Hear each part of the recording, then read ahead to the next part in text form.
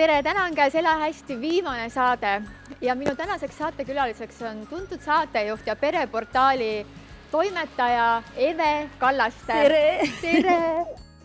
Täpselt õigel hetkel. Eve, sinuga juhtus selline lugu, et sinu 11-aastane tütar tuli siis ükskord koju ja ütles, et emme, ma olen nüüd taimetoitlane.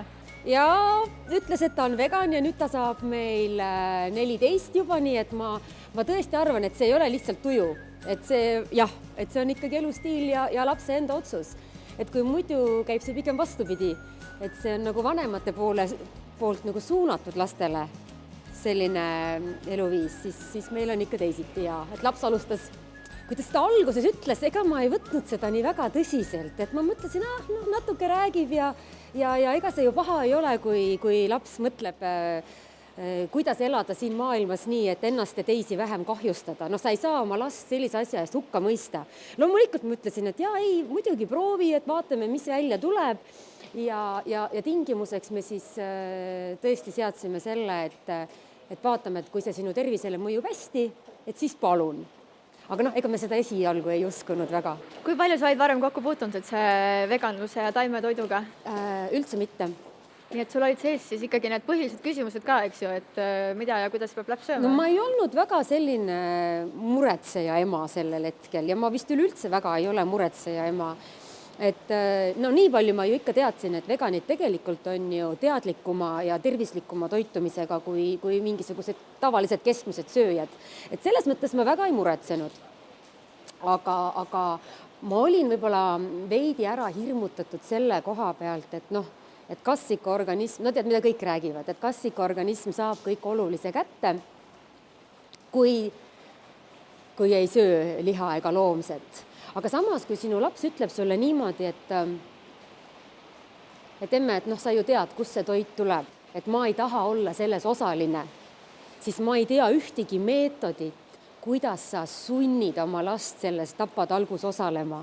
Et see oleks nagu erakordselt julm. Kas see nüüd oli ka see kord, kui sina hakkasid mõtlema, et aga tõepoolest, kust kohast see toit siis tuleb või sa olid juba selle peale varem mõelnud? Ma teadsin seda, loomulikult selles mõttes, et ma ju olin näinud neid filme ja ma olin lugenud neid artikleid ja ma teadsin, et missugust toiduahelat pidi siin need asjad käivad, aga ma olin selle ära blokeerinud enda jaoks, et see on kuskil mujal, see ei puuduta mind, ma ei mõtle selle peale ja nii see oli. Aga ma ei saa öelda oma lapsele, et kuule, sa saad asjadest valesti aru, et tegelikult on teisiti, sest et ta ju ei saa asjadest valesti aru. Et ma ei ole selline ema, kes nagu jõuga suruks peale põhimõtteid, mida ma tegelikult ise ka ju väga ei kiida heaks. Aga milline teie toidulaud siis varem välja nägi? Ega ta varem oli ka suhteliselt tervislik, aga ma arvan, et ta oli varem palju üksluisem ilmselt, sellepärast, et see Iirise vegan menüüga tuli meile koju väga palju uusi asju, millest mul ei olnud varem aimugi, mida võis proovida sellistes moodsates restoranides ja kohvikutes. Quinoa ja läätsed ja kõik sellised asjad, mingi agar ja ma ei olnud varem kuulnudki niisugustest asjadest. Avardas su köögi poolt? Jaa, aga kuna ma olen selline katsetaja ja proovija, siis nagu see oli täitsa huvitav. Ja kuna meil on peres tegelikult 5 liiget ja siis, kui see 11-aastane ütleb sulle, et ma olen nüüd vegan, siis tegelikult ju väga paljud inimesed pidid oma maailmapilti muutma tänu sellele, et laps on teinud niisuguse otsuse. Ja väga paljud said ka maitsta kõiki neid uusi asju, mida sa toidulauale hakkasid nüüd panema. Tead sa, kust kohast see mõte tal tuli või kuidas ta jõudis sinna maani?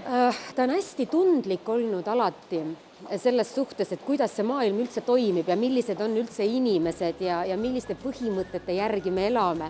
Ma arvan, et ta käis alles lasteaias, kui ta ütles mulle niimoodi, et ma ei saa üldse aru, emme, et kuidas need sõjad siin maailmas on, et kui kõik emmed kodus räägiksid lastele, et sõda on paha, siis ei oleks ju varsti ühtegi sõda enam. Et selline hästi tundlik loomus on tal kogu aeg olnud ja vaat sellist last ei tohi murda, et sa lihtsalt pead nagu pigem mõtlema, et äkki kõik teised liiguvad ka selles suunas. väga-väga eeskujulik, sa oled nii armas, Eve. Aga me näeme seda last kohe, me näeme seda last, me lähme teeme koos teie siis ühte retsepti. Tšau! Tšau, Iiris!